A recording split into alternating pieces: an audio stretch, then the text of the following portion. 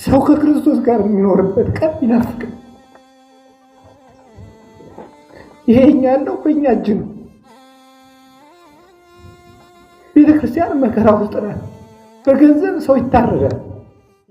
በገንዘብ ካህን ይሸጣል። እንዴት ነው የምናደርገው? በክርስቶስ ቤት ውስጥ እሱ ደሙን ያፈሰሰለት ሰው ይታረዳል፣ ይገደላል። እየተሰደድን ነው። እኛ እኮ ከቤተ ክርስቲያን ውስጥ የቆምን ይመስለናል እንጂ ስደተኞች ነን።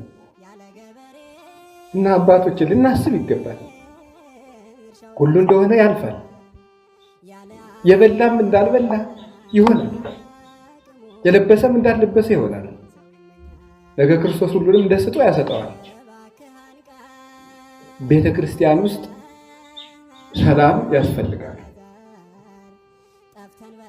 እኔም ብለው ይሄን ነው ክርስቶስ ለቤተ ክርስቲያን ይዞላት የመጣ ነገር የይቅርታ ደም ነው። ዓለም የሚቀድስ ደም ነው ይዞ የመጣው። ካህን እጆቹ ይቅርታን ያፈሳል፣ ይቅርታን ያንጠበጥባል።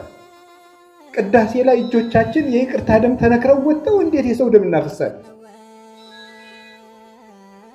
እንዴት እንደበድባለን? እንዴት እንሳደባለን? እና አሁን ተመልሰን ይሄን ማሰብ አለብን። እውነቴን ነው። እዚህ ያለነው ካህናት እንኳን ሄደን መታረቅ አለብን። ካልሆነ ግን ምዕመናን የእኛን ገፈታ ነው እየቀመሱ ያለ።